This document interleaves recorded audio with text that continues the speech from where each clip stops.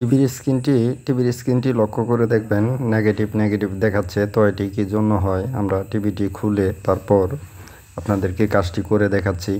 তো টিভিটি খুলে আমরা সার্কিটটি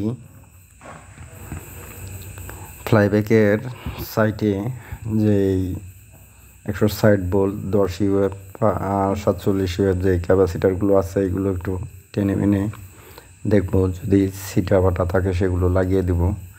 তো ফ্লাইব্যাকে যদি সমস্যা না থাকে তখন আমরা বেশটি দেখব।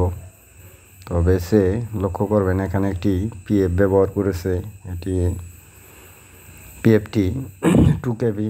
তো এই পিএফটি সমস্যা, তো এটি আমরা যখন উঠে নিয়েছি, এখন আপনারা লক্ষ্য করবেন একটি 2 কেবি পিএফ আমি পাশে নিয়েছি। এটি লাগিয়ে দিলে আমাদের সমস্যাটি সমাধান হবে এবং আমাদের এই পিএফটি ফেটে গিয়েছিল।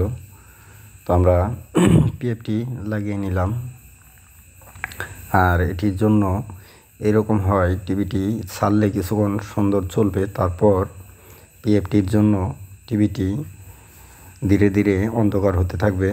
তো একটি নতুন পিএফ বসিয়ে দিলে কিন্তু কাজটি সুন্দরভাবে ওকে হয়ে যায়। তো আমরা কথা না বলে আমাদের পিএফটি জেলে নিয়েছি।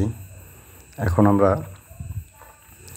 সুন্দর করে এটি সোল্ডারিং করে তারপর টিভিটি সেটিং করব।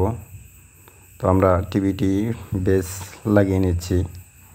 এখন আপনারা লক্ষ্য করবেন আমি টিভিটি সুন্দরভাবে বসিয়ে নিচ্ছি। এখন টিভিটি লক্ষ্য করলে দেখবেন স্ক্রিনটি পরিষ্কার হয়ে গেছে এবং ছবিটি লক্ষ্য করেন। তো আমাদের যে নেগেটিভ বারটি ছিল এটি সম্পূর্ণ দূর হয়ে গেছে।